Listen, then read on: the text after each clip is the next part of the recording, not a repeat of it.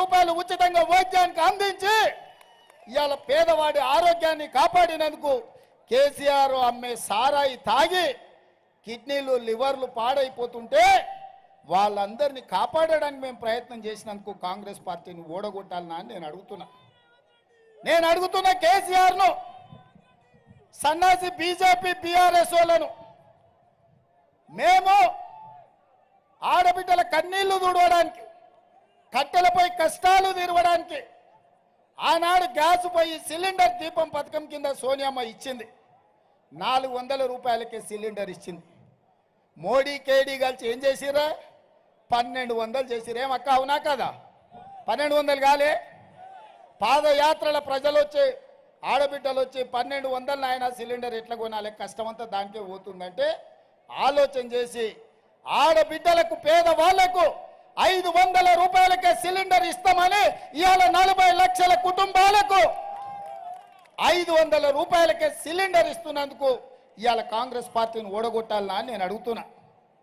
అదేవిధంగా double bedroom ఇళ్ళ పేరు మీద కథలుగా చెప్పి అల్లుడు వస్తే ఆడ ఉంటాడు, కొడుకు కోడలు ఉంటే ఆడవంటారు, గొర్రెపిల్ల మేకపిల్ల ఉంటే ఆడగట్టేస్తారు అని ఊరిచ్చిండు.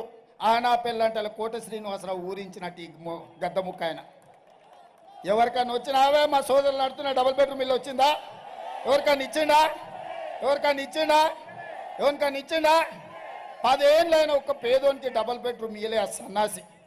కానీ వచ్చిన ఎంబడే 4.5 లక్షల ఇందిరమ్మ ఇల్లు, ప్రతి ఇంటికి 5 లక్షల రూపాయలతోని 22,500 కోట్ల రూపాయలతోటి పేదవాడికి ఇందిరమ్మ ఇల్లు ఇచ్చేటందుకు ఇవాళ కాంగ్రెస్ పార్టీ నిర్ణయం తీసుకున్నది.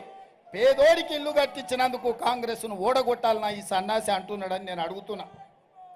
అదేవిధంగా మిత్రులారా,